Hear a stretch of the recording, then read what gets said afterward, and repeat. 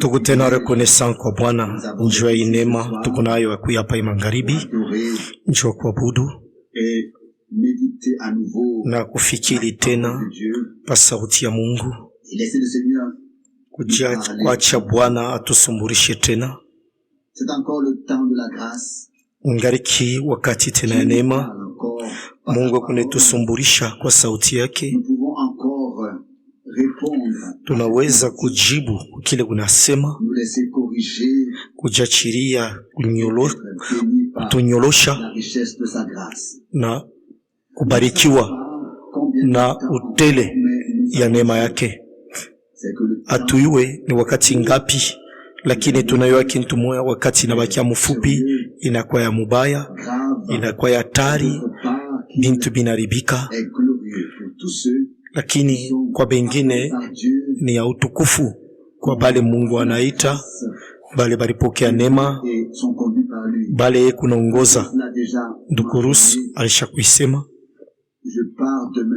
nigunenda kesho asubuhi, nigunenda na mita tenda kwa Malaisie, kwa Indonesia, kwa Philippines, kwa Singapore,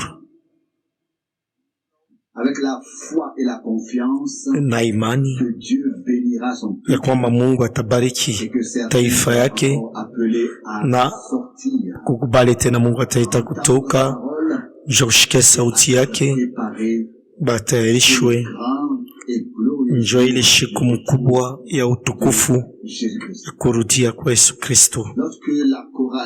Wakati choral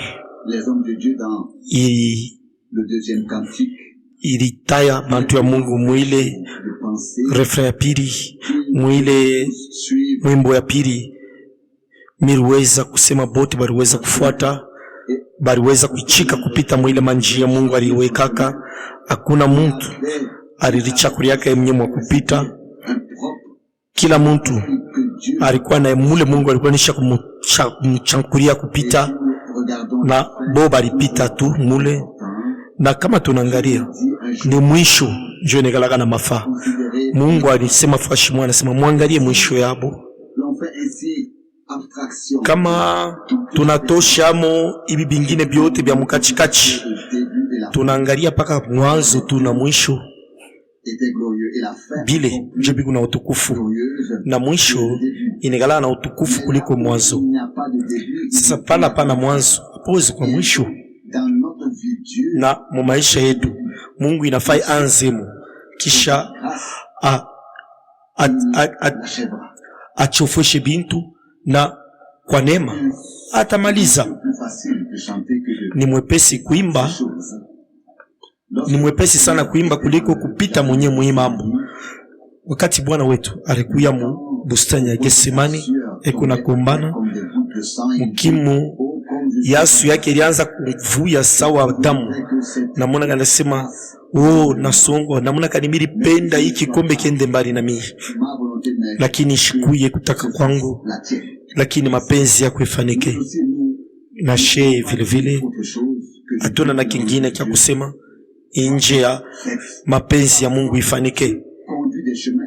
Mara mingi Mungu anikalake kunongoza njia ile atu yue, ila atukuwezi kupita moshebe yenyewe, ila atuelewe mukitu, lakini ndani tunechika yote ile Mungu kunafanya. Juu tunayua sima ni wawezo, kuna nguvu njua kusaidia kutosha yote ifike mtukufu. Juu ile tulishikia ina sauti ya mtu, ni sauti ya Mungu, na malako ya Mungu yote kuna dumu aishindwake. Na Yesu Kristo alitia muhuri kuyote alilaka maneno lake. Tuko nasoma hapa Zaburi 105 verset 8, kuna kumbuka agano yake muneno lake ile alisema muneno lake. Psalm 105 verset 8, ile alimoneshaka Abraham na kiapo, alimonesha Isaac alihakikisha kwa Yakobo sawa sheria, donc verset 10, na kwa Israeli sawa agano ya milele. Le dernier point est exactement le Tunaona même. kusema kumwisho ni mpaka pamoja na kumwanzo. L'alliance conclue Agano ila alifanya na Abraham, un serment kiapo fait à Isaac, alimulaka Isaac, une charte, inakuwa sheria anamhakikisha Yakobo, mais tout Israël lakini Israeli yote banakuya mwile agano. puissant et glorieux. Njoo ya uwezo na kushangaisha. Tunajua kusema Mungu alifanya agano na Abraham, alihakikisha na Isaac, aliendelea nayo na Yakobo. Na wakati Israeli alianza, Musa alishimama, alitosha Israeli yote mpaka na kukirima Sinai, mpaka na pale balitimiza ile agano, mpaka na siku ile ule Mungu mwamua alimonekania Abraham, ule alimulakaka, ule alifanya na agano Abraham, ule Mungu mwamua, ule Mungu pekee wa kweli ule anikalaka alishuka mumoto pa kilima kia Sinai. Na alifanya zawadi ya ile agano na Israeli kwa neema. Mpaka vile alifanya agano na Abraham, alifanya tena na taifa Israeli. Na mbele ya ile alifanya na Isaac, kisha na Yakobo ilikuwa sheria, na Israeli ilikuwa ni agano ya milele. Tunayua sema mulikuwa ni malako yote ile Mungu anafanyaka ikupaka na malako, na ile malako kuna zala imani, na imani kuna zala kutimiza kwa ile malako. Njoo ile njoo ya mafaa. Mungu anasema kwa neno lake, analaka tunaishikia kwa imani, na imani inakokota kutimizwa kwa ile malako. Kisha maverse ingine banasema Joseph verset 15, mushikuse bapakale bangu mafuta, mushifanshie banabi yangu mubaya bibaya.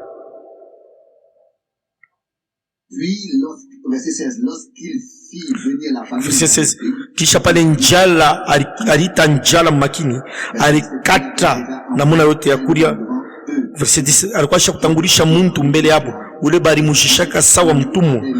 Verset 18, balikuwa banesha kuweka mikulu yake mumambao, baisha kumufunga mubyuma mpaka na mushiku mule unabii yake ilitimizwa, na mule neno la Bwana ili muhakikisha kwamba ni muntu wa kweli. Verset 20, mfalme alituma banenda kumutosha ushefu wa bantu. Verset 21, akamweka mutawalo wa nyumba yake na wakongoza bintu yake byote. Ndio ni sauti ya bei. Mungu alikuwa anesha kupanga mambo, alitimiza neno lake, alileta mabaraka kwa neema.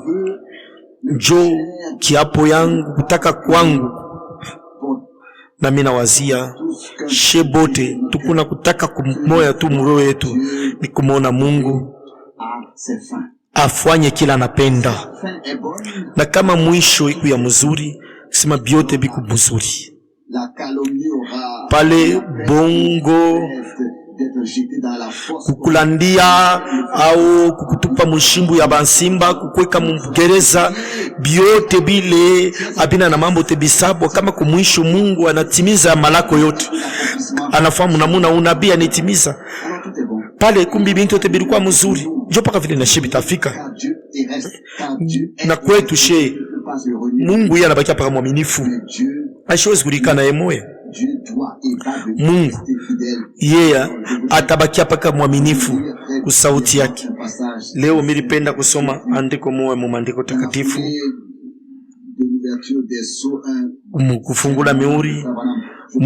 kufungula miuri, mina wazia ku bamoya kwa bale batumishi ya Mungu barisha kuibitapo.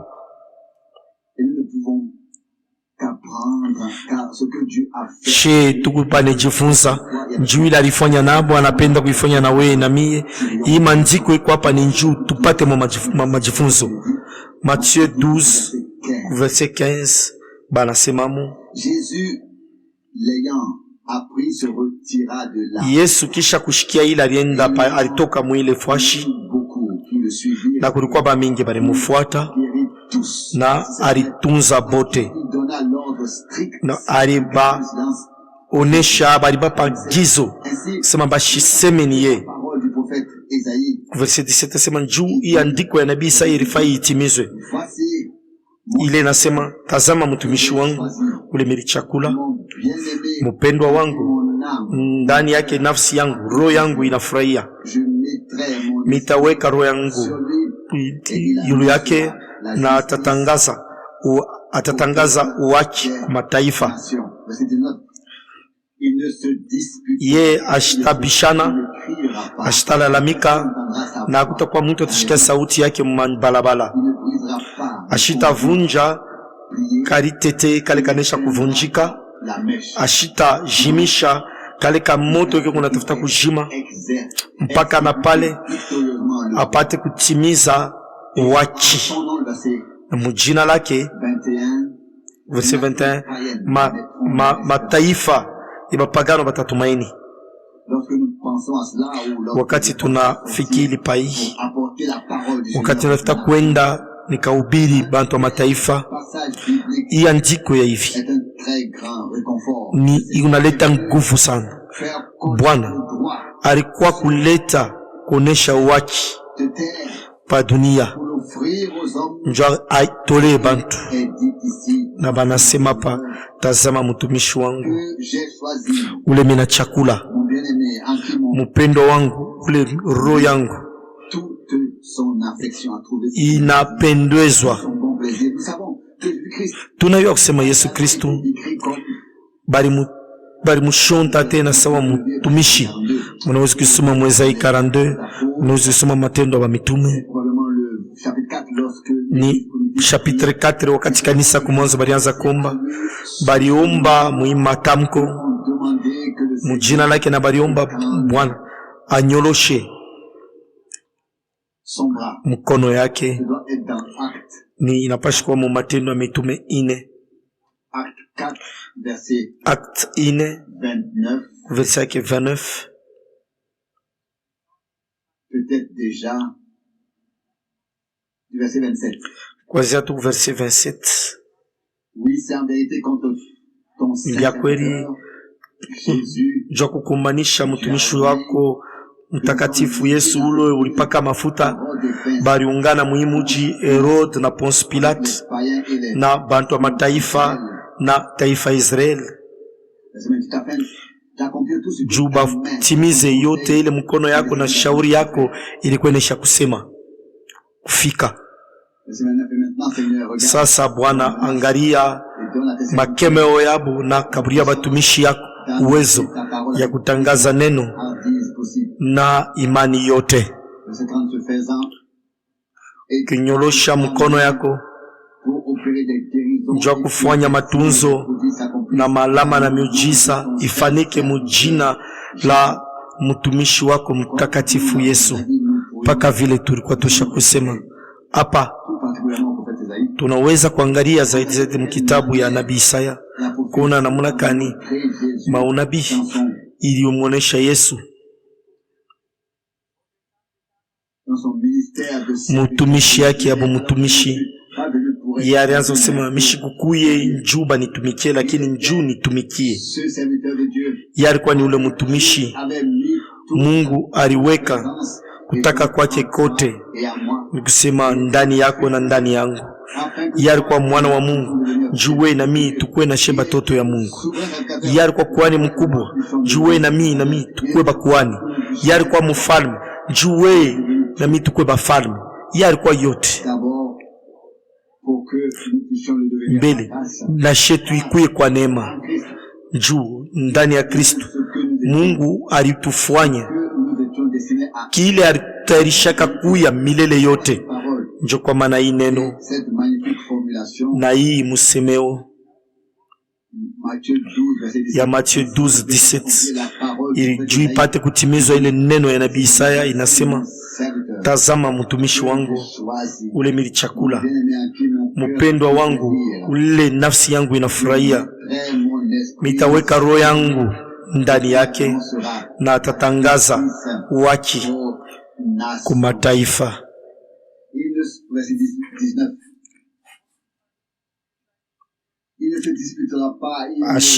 Ashitakukutana, ashitalalamika na kutakuwa muntu atamwatashikia sauti yake munji. Paka vile alikuwa juu vile batumishi yake bote beko. Hakuna kulalamika, kuna bya kukutana, kuna bubishi, lakini kuhubiri neno la bei, kuhubiri malako ya Mungu, kutangaza neno la Mungu la utukufu ile Mungu alifunula. Atuya mshikaka Bwana kuna lalamika au kuna kombana paka vile banasema papa ashikwanzi kulalamika kutakuwa mtu atashika sauti yake manji ba mingi bali mshike kuna ubiri. Hakuna mtu atamwari mshike una lalamika, hakuna mtu atamwari mshitusha na mvumbula na mpata bila kokotana. Hapana, yetu alisema niene kuandika na alishimamia paka pa neno la Mungu. Verset 19 ashita bishana, ashita lalamika. Munayu asema fuashi uti pale peku bia kukutana ugomfi, sema peku kulalamika ya kwanza ya pili, kisha bitanza pa kuendelea na kuharibika. Verset 18 na 19 anasema ashita kukutana, ashita lalamika, hakutakuwa mtu atawashikia sauti yake munjia. Ashita vunja kalitete kene kuvunjika, ashita jima kamoto kale kuna tuta kujima mpaka na atimize waki yote. Hii ya kusema mushindi njoo inakata mama. Yeye ni mshindaji wa Golgotha, yeye kunamaliza kazi yake mushindi. Eku ni maliza yote mpaka la kumwisho, ashite ishimamisha mkachi mpaka na pale badu yake bote bako chini mikulu yake, kama shia bagu fika chini mikulu yake na kila anatafuta kufika kwa neema. Shetu na yamini ile na roho yote. Verset 21 hii andiko ya bei kabisa. Mujina lake mataifa itaamini. Ishipende ingia mafundisho, lakini Bwana Yesu sharisemaka mzuri sharitangureka kusema mushende kwa mataifa mine mituma kwa nkondolo bakupotea ba Israeli. Matthieu 10 verset 5 na 6. Munawezi kusoma chapitre 10 anasema mujina langu mataifa itamwamini. Hakuna kukutana, kila kintu mwakati yake. Mbele taifa Israeli aneshana nabo, kisha mataifa aneshana na mataifa, kisha anarudia tena kwa Israeli. Biote baisha kubipanga na biote bikunafanika kufuatana na mapu ya ukovu ya Mungu. Njo ile Yakobo na alisema mu Jacques 15. Jacques 15, Acte 15. Njo mula anasema hivi que ses frères se sont réunis. Sema bari patana bote. Acte 15 Acte 15 verset 13. Wakati barisha kusema, Jacques alisema hivi, banduku munishiki. Simon anasema vile Mungu emoya tupa macho yake katikati ya mataifa apate kubantu wale batabeba jina lake, na ile nambatana na masauti ya banabii junyene kuandika. Kisha ile mitaluriaka na mita yenga nyumba ya Daudi, ile lianguka mite ishimamisha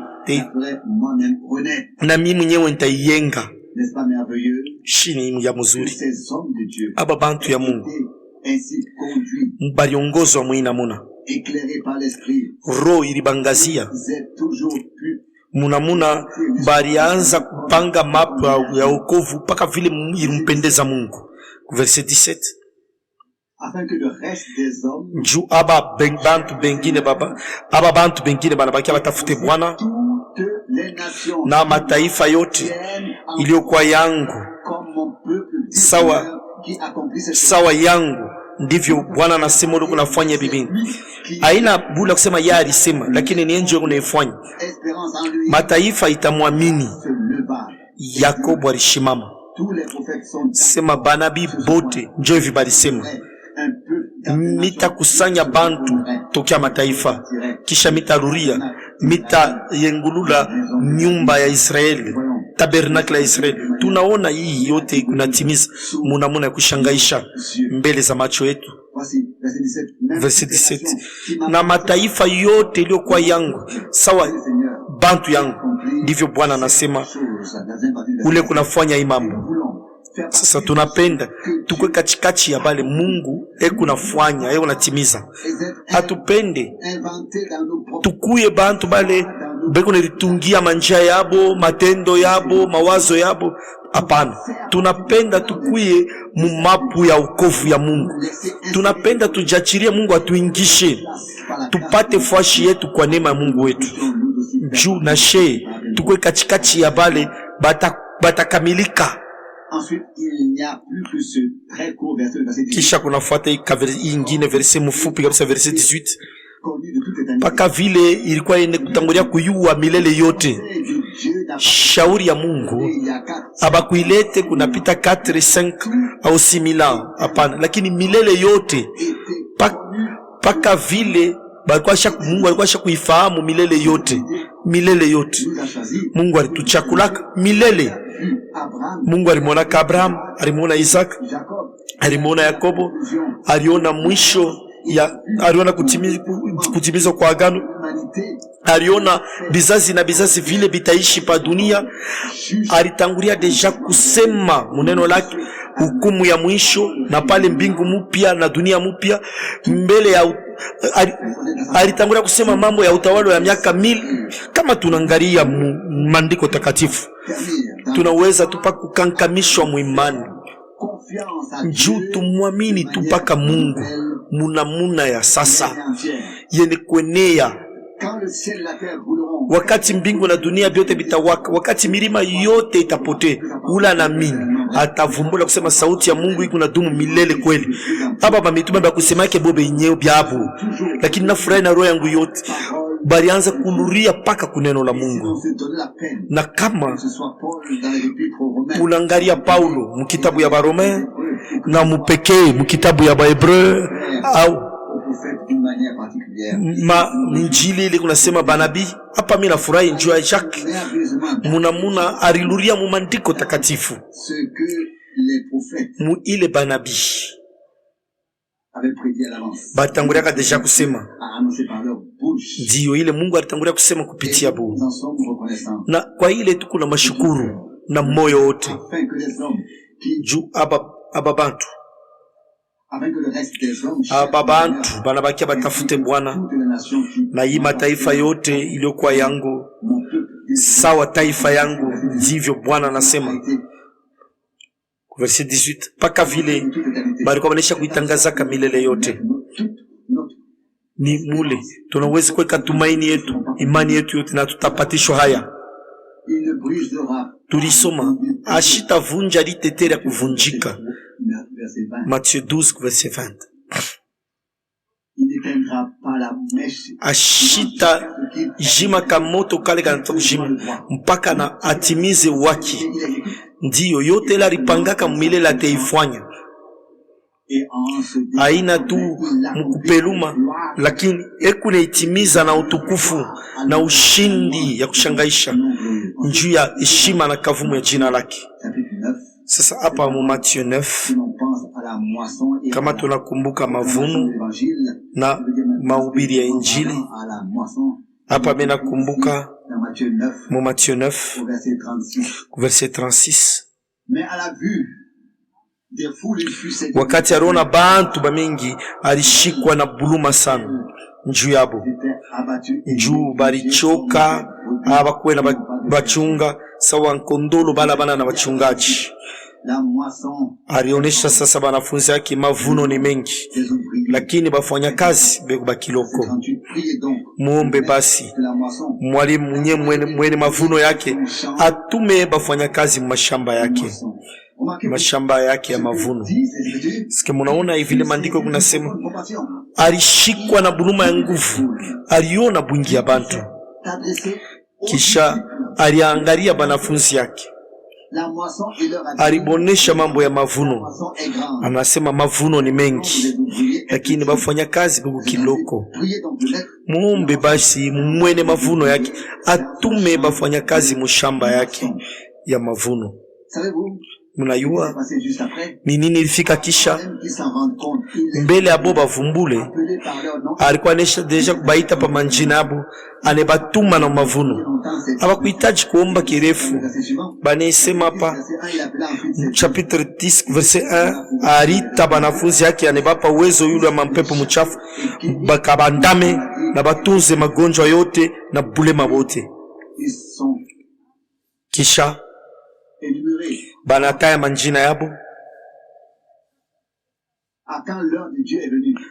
Kama wakati ya Mungu inena, kama ni Bwana yeye ndio anataka kufanya mambo pala, tuhitaji kuongolea mbele ya hii, pengine turuwezi kuongolea na kuvumilia kwetu kunaisha, lakini kama pale wakati ya Mungu inene kuchunga kunaisha, ni pale anaanza kutenda, pale anaanza kuita, anaanza kutuma, na pale anaonesha sasa, anafununa uwezo wake na utukufu yake, na pale kuna mtu atamwoneza kumshimamisha.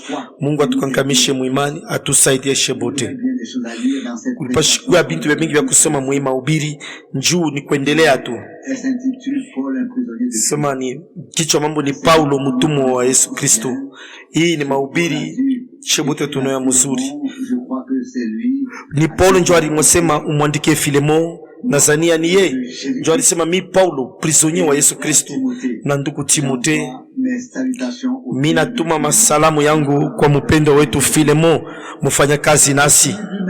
Ye moya alianza kulionesha sawa mfungwa mbote mnawe mahubiri hapa. Ndugu Branham kunauliza mara mu maombi, kunaomba mu maombi asema utusamee makosa yetu, utupike na roho yako na neno lako Bwana, njuu tukwe bale batu banafundisha, tukwe batumishi bakuti batumishi batiifu mapenzi ya Mungu, bale banafundisha mapenzi ya Mungu. Hii ni kuwazi mbele yenu. Shiku yasema nitasoma pa Efwashi juu shikusoma shiku yuwe ile banasema sasa hapa banasema mtumishi batiifu banakuforme njukwe mtumishi mtiifu mapenzi yako. Tunapenda kutuifikiri na tuiwaze muro yetu. Bale ba Kristo bakumwanzo banaanza kufanyaka nini? Ni bantu bajiri tukunapata kama tunapatana tunabunkana na bale bantu balibunkana na Mungu na wei. Njo mambo muhimu ubiri hapa, ni mawazo tu, ni mawazo ya mzuri.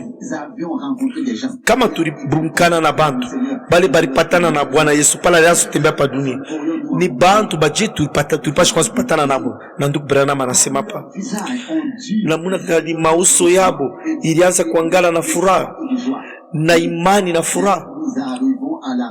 Sasa hapa tunafika paulizo ya bujito. Yesu Kristo yuko sawasawa jana leo na sawasawa tamilele. Bantu bali balitembea naye mwili wakati balipashi kuwa paka vile balipashi kuwa kufanana na haba bali natembea naye leo. Haba baleo balipashi kuwa paka sabali bazamani juu ni paka mambo moya moya. Na tukirudia kwa mwanzo muimani tunaweza kuangalia sema kwa mimi na kusema njoo paka vile bitakuya, na tunaweza kwa bantu sasa bale beku na Bwana beku na kupatana naye paka vile banasema bale balikuwa na we balipatana na we na munakani mauso yabo eliangala na furaha na utukufu. Oh, mina pashi kushikia haya ibia kweli. Sikulisema haleluya, mina wazia hapana, lakini uliweza kuisema. Sasa ikwe nini? Banasema namuna kani mauso yabo ilianza kuangala na furaha na imani. Jo vile mimi niamini, mina wazia mimi no bale bantu bale Mungu aliti bali onja mambo moe, ila kuna mtu atamwezi kubanyanganya, bali uweze kubabeba baliweza kubanyanganya biote. Il est arrivé un jour que les Na ilifika siku moja banafunzi hata Petro walisema, Bwana, tutakuya tutisheni nini itetufikia? Njoo chetu naacha biote bile tulikuwa na kwa dunia tunebiachi. Ni nini itetufikia sasa? Sasa Bwana yeye alisema, lui sera donné biote tutemi pabyo muile bujima dans la vie. na muile bujima ile takuya. Ceux qui étaient en contact Bale balikuya na kupatana naye, balikala naye, visage rayonnait de bali ubaona, bali bavumbulia kwa mauso yabo kuna ngala na furaha ici. Mais na ce qui est écrit ici, je ikuna ngala. Lakini ile bego naandika hapa mimi napashi kuisoma inifurahishi hapo hapana. Hata kama uso yangu hayangale, muro yangu mimi unafurahi. Paka vile tulisoma. Sema Mungu atatimiza kutaka kwake la manifestera par grâce. na ataionesha kwa neema. Comment Bana sema hapa vie doit-elle avoir une maisha yao de Dieu? iliweza ilikuwa mkimuka ni sauti ya Mungu. Ilikuwa ni mabarua ya bya kweli ile banaandika bantu wote beko naisoma. Qu'il marchait parmi Wakati ile banaanza kutembea mubantu. accorde Oh Mungu, uifanye tena mara nyingine. ici Hapa encore une fois mara nyingine tena puissance exprime. kukumambo mwa uwezo kumule ndani. Ndugu Branham anatangulia kusema pa mambo ya baminifu bakumwanzo balikuwa kabaji, ilikuwa ni bantu bali balikuwa mushiriki na Bwana. Namuna kani balianza kuangala, imani yabo ilianza kuangala, maisha yabo balianza kuishi neno la Mungu, balianza kuishi yabo maisha. Kisha anasema hapa, oh Mungu, uifanye tena malengine. Hii malengine itubambe mala mwa maro. Kumbi na baraka itafuata kumkongo. Ni hakika bandugu na badada. Mungu inafanya mbele alete hamu ndani. Njuu aishe ile hamu. Na ile tunapashi kuishikia. Kama hatuna na hamu njuu ya bibintu, hatutebipataka hata siku moja. Tutazeka sawa Metusalem, hakuna kintu kitafika. Isipokuwa tukue na hamu na tunamuomba yo Mungu kwa imani pala ataifanya. Hapana kama tuyaomba. Na mimi nimeonesha hivi bintu binapashi kutugusa mu moyo. Weye miye shebot aina njuu tuchoke paka vile balisema hapa mwi maombi. Oh Mungu, uifanye tena malengine, utupe tena malengine. Hapa pa dunia tukweko na bantu bale beku na mushiriki na Yesu Kristu. Ushiriki ya kila muntu eku na ishi na Yesu, eku na tembea na Yesu. Kupitia maisha huyu mtu mku naona mo maisha ya Yesu na kazi mule neno la Mungu inaweza kuyakikisha. Bantu bale beku pale kufuatana na roho ya Mungu na Mungu anaweza kubatumia. Kisha naendelea bile bintu balisema kwa unabii, asema bitafanika na munamuna kamilifu paka vile alisema. Shetu na bakia bene kuikala pale pashotu kutenka. Utona saa tukunejuliza, asema hii mambo ni yako bia ni ya kanisa au namini kwa mua wapana. Mina wazia ni mujuma busubuhi nitasema kwa mamambo moya pa mamambo ile naweza kutuangazia yako. Mawazo ni hii, unabii banisha kuitangaza na inesha kutimilika. Sasa bantu bebene kuikala pale na shetu bene kuikala, utona saa tukunejuliza hii mambo hii ni yetu sheye. Tukutubene kuikala, tukunangalia mambo yote. Sasa tukunaendelesha puka kuikala, hakuna kintu kikunetumaka tena, kula kile kinetubambaka. Ile ni uzuni yangu. Na mimi njoo uzuni yangu, njoo hatari yako ile. Juu tunashikia imashika kumkungu. Na muna kani Mungu alibariki, anatunza, anafungula mbutumu. Ni nani ile mambo kuna yo kuroa alimupikia Mungu akisanti? Nani anakumbuka hata ile mambo? Tukuna chika mabaraka yote wote wanasema wao mzuri. Kisha tunaendelesha sapa kwa mambo. Tunapashi kuelewa kusema hivi bintu biote hivi abifike paka hivi. Lakini tunapashi kumshukuru Bwana. Juu bana sema hapa. Peku tena hii sema bana leta hapa. Mwana kama unachekela kanisa mubya kweli ngusema tu au chekele kanisa, lakini unamuchekelea ni Yesu. Juu ya nini kuniniteswa? Namuna kani Paul aliweze kwa mimi. na akili yake yote, kusema ile nkunja alianza kuteswa. Ilikuwa ni Mungu njo ule yeye alianza kusema ule alianza kutumikia. Mnajua ile mambo, Paul alikuwa munjia Damas, alianza kuangaisha baaminifu na Bwana alimuonekania na anamuonesha Saul. Jua nini unateswa? Yeye alianza ni kuteswa, ni batoto ya Mungu. Bwana alikuwa mtukufu, lakini ile Mungu alimuonesha sasa unaniteswa juu ya nini? Sema yote unafanishia mmoja kwa baba badogo baninyamini mimi mnafanishia. Kristo alikuwa kuikaria maroho yetu kwa imani. Kila unafanishia mwaminifu ni Kristo unamfanishia. Tushirilande muima ubiri hii Ndugu Branham anatakatisha bintu muina muna. Anaweka mkazo njuu ya nini unaniteswa. Njoo ile Mungu alimuonesha Saul. Na Saul alikuwa mwenye kulala chini. Anasema ni nani mimi unateswa? Ni ule kuyulu bia ni hapa bako hapa chini. Yale anza kuandama hapa bako hapa chini, lakini Bwana kule yulu. Ule alikombola hapa chini. Ule alimwanga damu yake. Ule alilipa bei kwa damu yake na alibaita kutoka na alibabariki. Hapa mitaenda kwa haraka sasa. Mungu nasema Ndugu Branham, réfuter ce que vous avez dit dimanche. Una changer tena bila ulisema mjuma.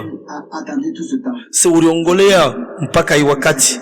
Mkumbuki ni Roho Mtakatifu John nisungurishika kule munjia na ananyonyesha sema mimi nakulurisha tena luria.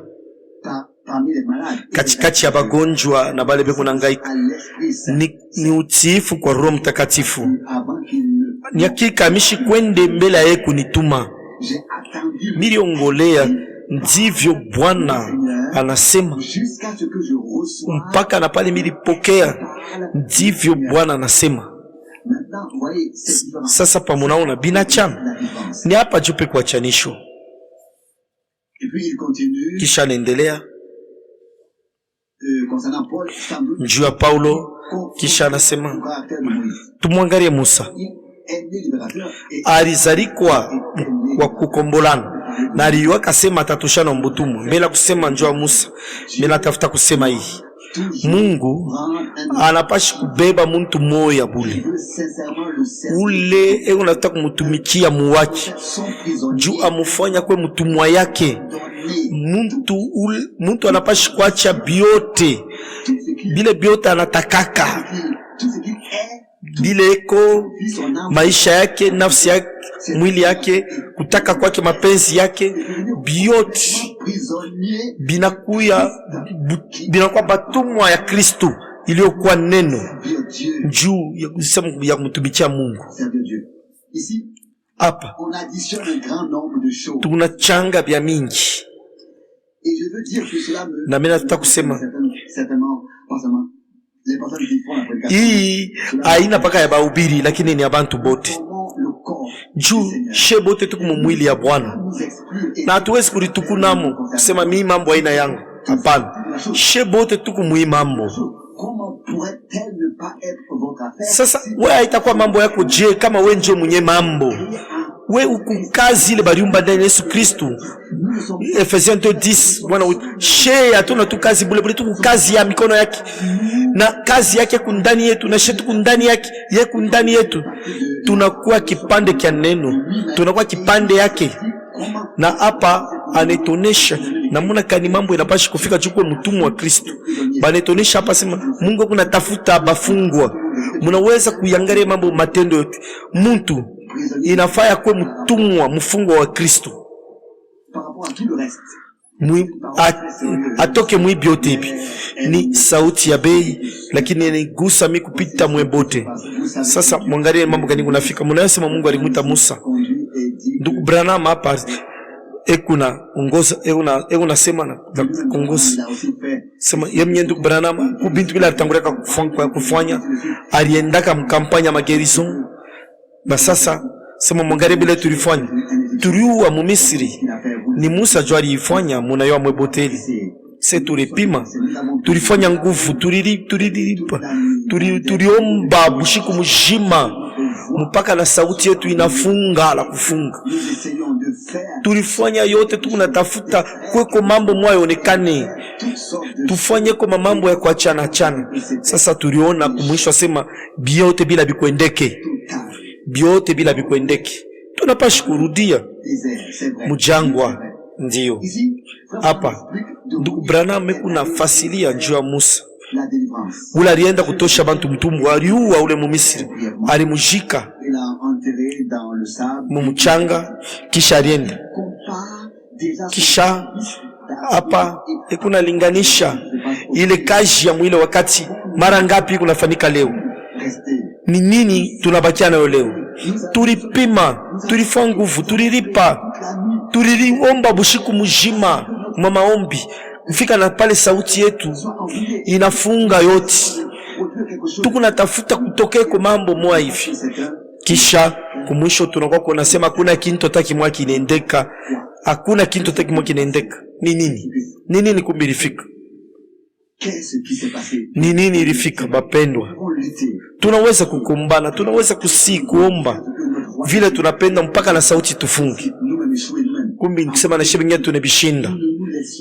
Isipokuwa shebe nyewe tuambatane na masauti ya Mungu. Na muna tumwa kubarikiwa na Mungu.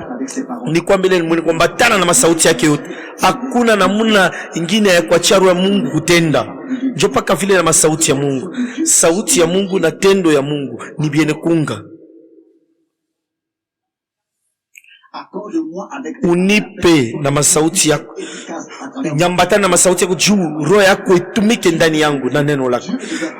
Munikubali. Mungu anatafuta kuonekana, Mungu anatafuta kujitukuza, ni Mungu wa kweli, Mungu wa uwezo. Yeye alitimiza agano lake, alifanya agano na aliweka masheria mpaka vile tulishikia na Isaac na Yakobo, na tuliona yote hii mwagano jipya. Lakini sasa inafai Mungu atusaidie.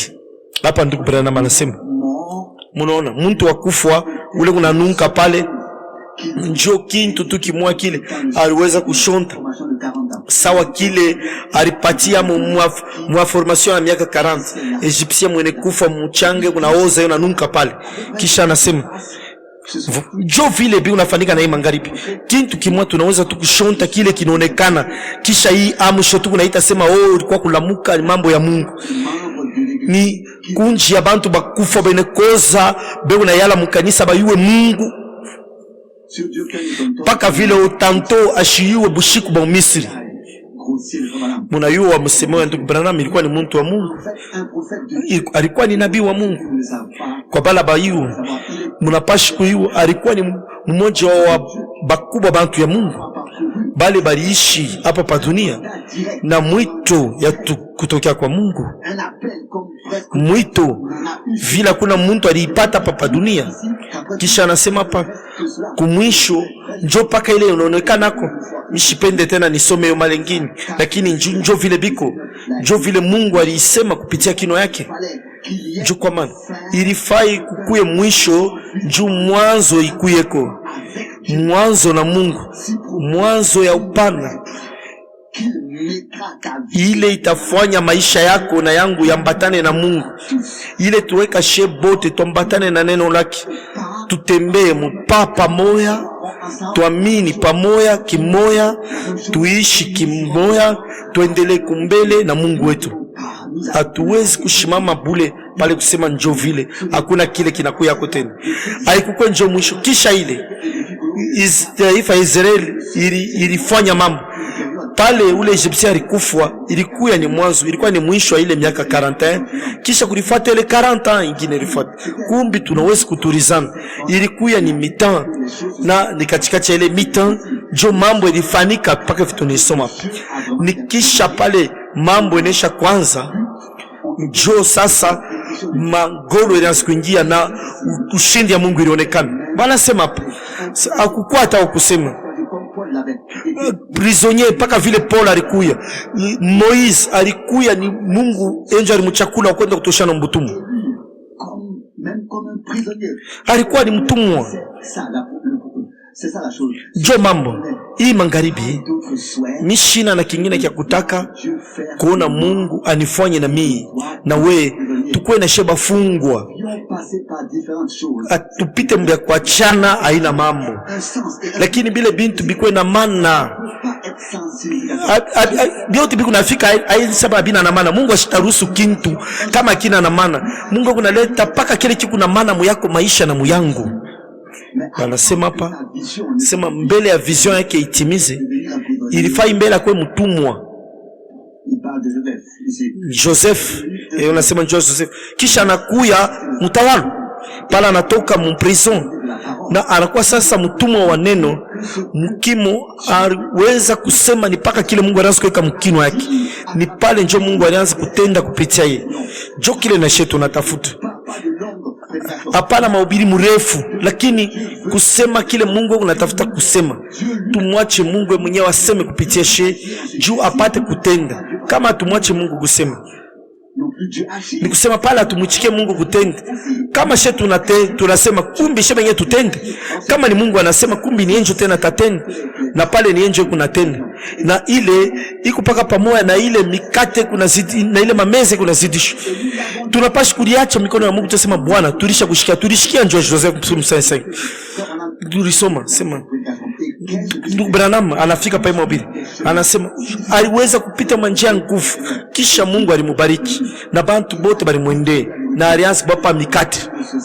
Sasa mkubali ashikwanzi kuliona sema ni mheshimia, anaona sema ni Mungu jua alifanya vile aina sema restahili, ni Mungu jua alifanya kwa neema, na shenjo vile tutaifanya kwa neema.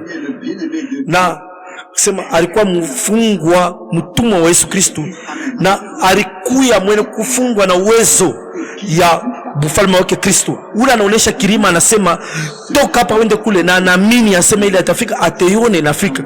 Kama munekala ndani yangu na ima sauti yangu inekala ndani yenu, kama mku nenitimi, kama mku chini ya nira mwenemi ye na neno laki juu ye ni kintu kimoja. Juu kumwazo kulikuwa neno, na neno ndikuwa na Mungu, na ile neno ilifanyika mwili na ilikuwa kuikala katikati yetu. Ule kusawasawa jana leo na hata milele. Kama munekala ndani yangu, kama munekala ndani yangu, mbele ya Joseph kutoka ilifai mbele hapa, ilifai mbele bamkalangi. Kulikuwa bintu bile ilifai bishi, ilifai mbele bamkungule, mbele ya kwenda kunana na mfalme wake, ilifai mbele bamkati nywele. Kisha anasema hapa mbele ya uwezo wa Kristo ionekane, ilifai mbele bamkungule, kisha njoo bambendo akampeleki, kisha njoo enda kashimame. Munaona namuna kani Mungu anafanyaka, Mungu anayefanyaka na bwembe ya shoma kali. Paka vile tunasema sema na bapeleka mjango juu kubakungula, kisha anatosha wapakaliwa baki juu bafanye kile ya anataka kinyeo ya ribatayarishi. Munashikia ile, mimi nataka kusema bandugu yangu, tukukumbusha wakati Mungu wako natafuta kufanya kila anapenda, na anaweza kufanya kila anapenda. Anaweza kubeba huyu anampeleka mjangwa, anamkungula mwi wakati mishipende kujikungula, lakini Mungu mwenyewe kile anataka kufanya shatu iwe shetu kuna beba mipango na atuyue Mungu anataka kufanya nini. Sasa mbele ya shei tuvumbule, atajifunula, atakikisha neno lake. Paka vile mlitokea mkusema mbele ya Mungu kujibu, inafai mbele njala ilamuke ndani yetu. Muna tukue na amu, mishiseme ijua kulalamika bushiku mujima, shiwezi kusema tapa ile mambo. Hamu ya kweli ya Mungu ionekane, na njo minafika kuile sauti linikumbusha Matthieu 10, Matthieu 9. Shikia ile Mungu atafanya, balandika sema atafanya. Mungu atalokota mashiko mwisho, mashini ya kuvuta nayo. Inafaa apate mashini ya kuvuna nayo. Mlimaji yote anatafutaka mashini ya kuvuna nayo. Kama anatafuta kuvuna, inafaa kuwe na chikwakwa, kintu cha makari au mashini ya kupula nayo juu binaivya. Wakati mimi nisoma sema Mungu atafanya mambo wakati ya mavuno, anapashi kuwa na kintu cha kuvuna na kwangu bilitakata sana. Na hapa tunasema yule mavuno ya kiroho, tunasema yule ufalme ya Mungu. Bwana wetu alisema wakati aliona bantu mingi, mavuno ni ya mingi, asema bafanya kazi ni bakiloko. Sasa batafanya muombe mwene mavuno atume bavunaji mshamba yake, na pale ilifanika. Ni hapa njo ndugu Branham kunasema mimi napenda nijitoe kwa Mungu juu nikuye mashini ya kuvuna naye kumwa siku ya mwisho. Haina mwepesi. Mungu alishakutayarisha bintu vyote tangia zamani na ya kuvuna na biote. Mungu alishakutayarisha biote. Tena hapa kama tunaweza kupita mubintu binawezekana na bila biwezekani, kama bana kufokea na hakuna mtu tena kuna kuona au shikie tena ni mambo gani unafika pa dunia, lakini tunayua ni nini kunafanyika. Ni shetani, na wakati wote shetani toka muhuru bintu vya mingi bitaanza kufika, lakini kwa neema ya Mungu tunamtumaini Bwana aweke mroho yako na muyangu ile tunashikia magharibi. Bwana hebu naita taifa yake kutoka mataifa malugha mbele ya ye alurie aenda kayenge nyumba Daudi yene kupomoka paka vile alikuwa ashakubeba mpango mbele kumba dunia.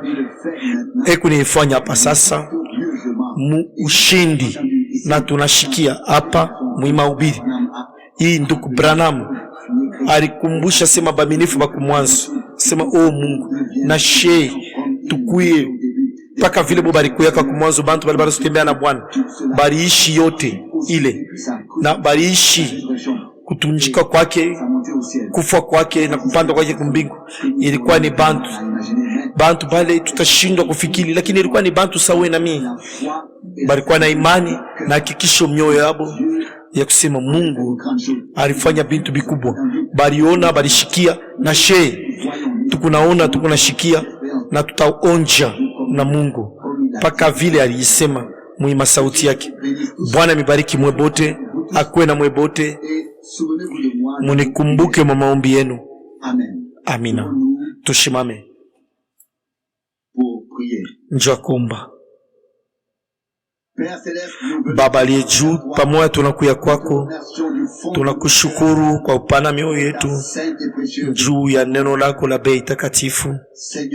Bwana, tunashikia kupitia masauti yako na mwana kanuritumia batumishi yako asubuhi sana na magharibi. Uliba chakula Bwana, ulibatayarisha juu yako manamna ya kuachana.